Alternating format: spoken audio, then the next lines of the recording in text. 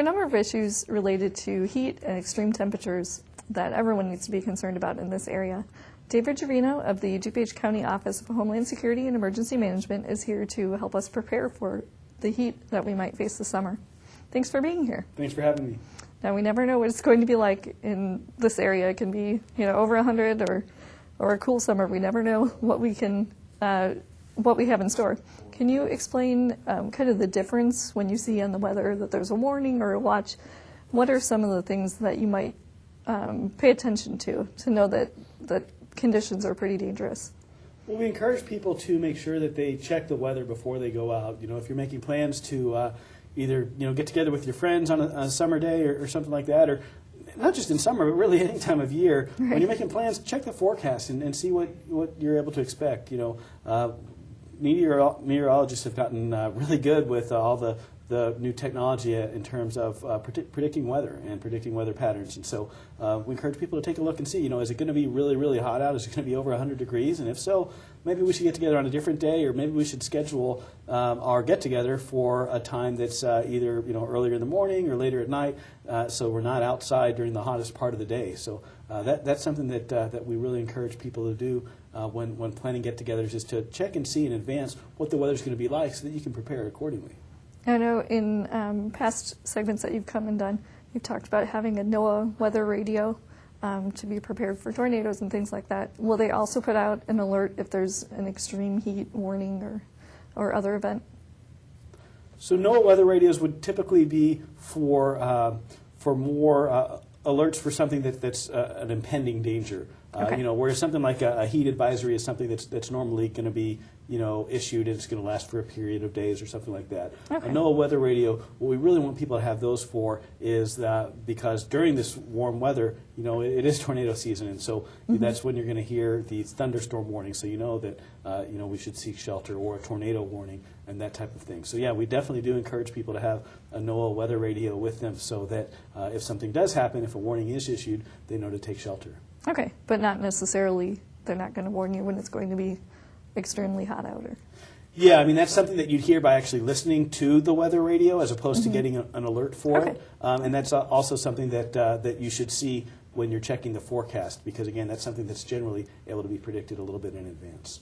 Okay, now do they do that by temperature, or are there other factors that determine these different warnings and things? Specifically, yeah, for heat advisories, for example, it deals with the heat index values and what they are compared to what the average. In each area, it's actually different. So Chicagoland, the heat indices are a little bit different in terms of what would be high enough to constitute a heat advisory than maybe New York or somewhere else. And again, we encourage people, with watches and warnings, like a thunderstorm watch or a thunderstorm warning, or a tornado watch or a tornado warning. Those are important to know in terms of a watch means conditions are right for this to occur, whereas a warning means this is actually occurring, either because it's confirmed by radar or it's been spotted by a trained weather spotter. But when it comes to heat emergencies, in general, the Weather Service will issue different products, such as the heat advisories and that type of thing. But for the most part, it's something you can tell yourself when you look at, oh wow, it's supposed to be 100 degrees tomorrow. You don't have to wait for an official warning product to know that it's going to be hot out, and so you should adjust your plans accordingly. But the humidity and different factors kind of all work together. Absolutely. Okay. Now, what type of actions can people take to be prepared for this extreme heat? If you see in the forecast that it's going to be 100 besides staying inside, or if you do have to do something that's outdoors or strenuous, what are some things you can do to be prepared? Sure. Well, you want to definitely wear loose-fitting clothing. You want to make sure you stay hydrated, so drink water throughout the day. Eat smaller meals. Make sure you do that. And if you're able to space your workout, or take frequent breaks, keep that in mind. That when it's hotter out, you need to take breaks more often than you would when it's not as hot, and that type of thing, in order to stay safe in the heat. And what are the concerns that make heat emergencies different from other types of emergencies? In some cases, people just kind of shrug it off when they start to experience like heat cramps or heat exhaustion, where they're actually starting to get a little bit dehydrated, and they think, well, yeah, of course I'm really thirsty, or of course I feel tired because it's hot out. So that's a normal reaction to this type of weather. But the thing is that heat exhaustion can rapidly turn into heat stroke. And by the time that happens, or by the time you see that's happening, it's kind of too late to reverse. So that's why you want to take preparedness steps in advance, so that you don't become overheated and you don't fall victim to the hot weather. Okay, what are some of those signs of heat illness, heat cramping and strokes and heat stroke? So heat cramps, for example, can be caused by loss of fluids and exposure to the hot environments. It's an early warning sign that your body's having trouble with heat. So what you want to do if you're getting heat cramps is get out of the heat for a little bit, go in the shade or go inside if you can, and then drink some water.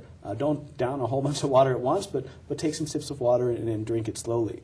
And then the next thing to do is if you're experiencing heat exhaustion, which that's kind of the next stage after heat cramps, and that includes things like cool, moist, or pale or flushed skin, also heavy sweating, headaches, nausea and dizziness, and that type of thing. And again, you want to move the person to a cooler place and loosen any clothing if there's tight-fitting clothing, and get them to drink some water. But again, you want to pace it. You don't want to drink a whole lot of water at once. And then certainly, if someone either refuses water, or if they vomit, or begin to lose consciousness, you want to call 911 right away, because those are all signs of heat stroke, which is something that occurs when the body is unable to cool itself. Okay, are there any types of people that are more vulnerable to heat illness?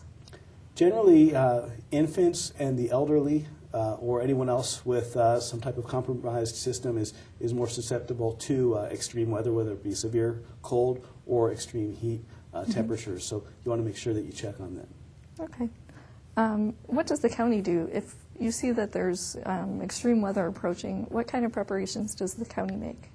One of the things we do is we work closely with our partners at Commonwealth Edison, because one of the things we see is that when it's especially hot out, more and more people are using their air conditioning, and they're using it at full capacity. And what that can do sometimes is it can overload the system, causing power outages. So one of the things we do is we work with Commonwealth Edison, so that if there are a significant amount of power outages, we can help to prioritize power restoration to make sure that our critical infrastructure, such as hospitals, nursing homes, and that type of thing, are restored as quickly as possible. We also partner with the city of Wheaton and our other municipal partners to make sure that cooling centers are established, so that residents, if they are without power, or for whatever reason, if they don't have air conditioning, they do have a place that they can go to get out of the hot weather during the hottest part of the day. Okay. Now, usually, I think on the county's website you have a list of the different cooling centers throughout the county. Is it limited to that, or are there any other places you can think of to go? Yeah, so if people go online to protectdupage.org, they can see there's a link to an interactive map, as well as a PDF that they can download that lists cooling centers, including the city of Wheaton as well as other municipalities. We do encourage people to call those facilities, and there's a phone number listed with each one before they go, to make sure they're open, because in some cases, municipalities may have a facility listed that's going to be open if there's an emergency, but if there's not an emergency or a mass power outage, it's not generally open to the general public. Okay.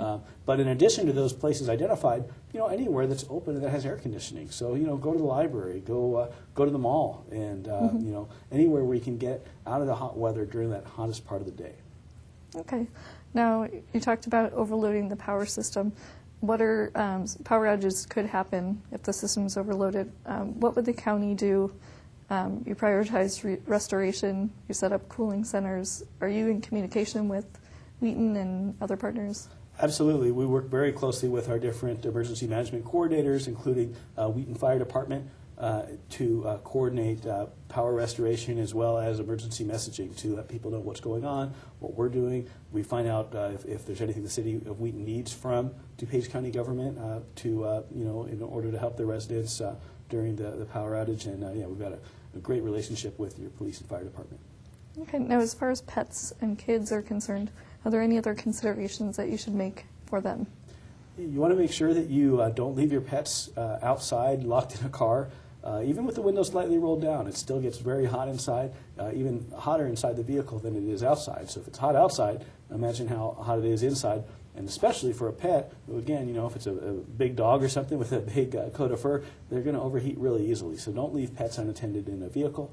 You want to make sure that if you have pets that are outside, that you've got a shady place where they can go and take some refuge from this hot sun. and make sure that there's plenty of water so that the pets have plenty of water to drink. And also for your kids, the kids want to make the most of summer and be outside playing, which is great. Just make sure, though, that they're staying hydrated and drinking water. Make sure that they're aware that soft drinks contain caffeine, and caffeine actually dehydrates you. So you want to make sure that you're drinking water to stay hydrated.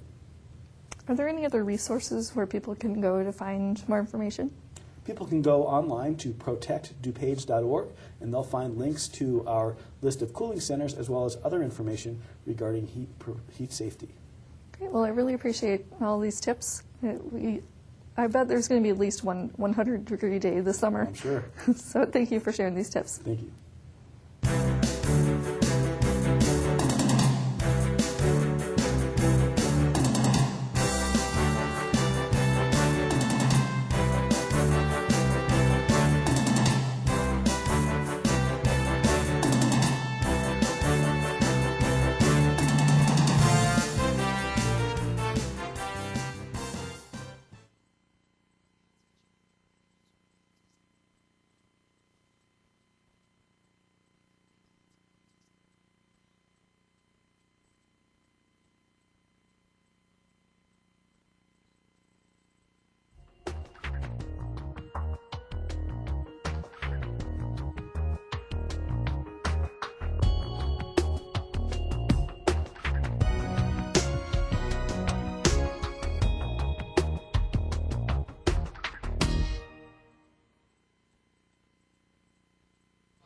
Hi, I'm David Gervino with the DuPage County Office of Homeland Security and Emergency Management. This summer, I encourage you to take specific steps to be prepared so that you can stay safe from the hot summer sun. Please visit us online at protectdupage.org to learn about specific safety steps you can take, as well as the locations of cooling centers in your area. Again, that website is protectdupage.org.